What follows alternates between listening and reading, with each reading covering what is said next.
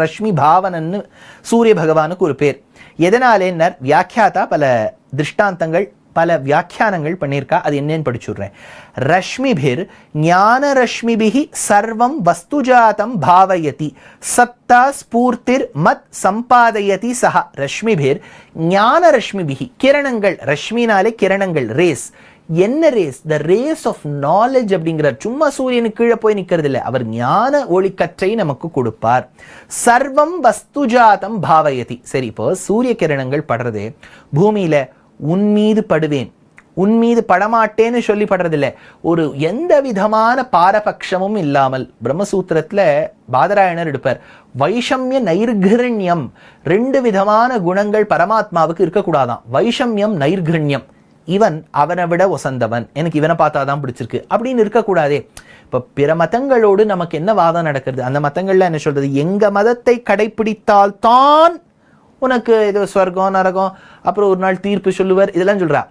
ஆனா பகவான் என்கின்றவர் வித்தியாசமே பார்க்கக்கூடாது. இப்ப பிராமண க்ஷத்ரிய வைஷ்ய சூத்ரர்கள் என்கின்ற 4 ஜாதியை புருஷ சூக்தம் ஒத்துண்டாலும் இதுல உயர்ந்தவன் தாழ்ந்தவன் சொல்லவே இல்லையே. So we should first take the discrimination out of that minds. I am not saying this is new. This has been there. இந்த discrimination இருந்திருக்கு. அதை நம்ம மனசிலேந்து போக்குவோம். சமுதாயத்தில் அத்துணை பேரும் ஒரே பகவானுடைய குழந்தைகள். அந்த திவ்ய தம்பதியும் ஜெகதாம்பதியும் இருக்கக்கூடிய சாட்சாத்து ஸ்ரீயப்பதியான நாராயணனுக்கும் ஸ்ரீ மகாலட்சுமிக்கும் இருக்கக்கூடிய குழந்தைகள் நாம்.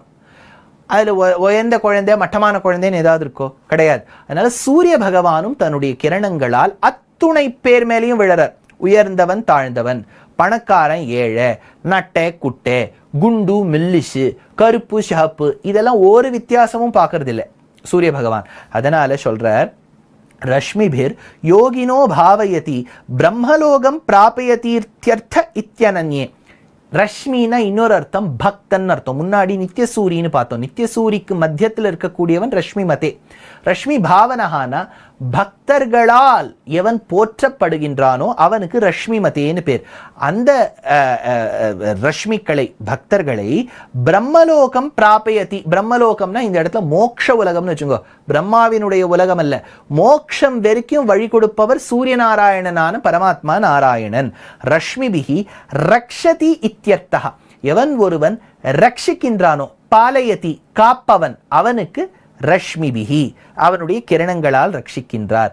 அப்பேற்பட்ட ரஷ்மியா இருக்கக்கூடிய சூரியன் அப்படின்னாச்சா.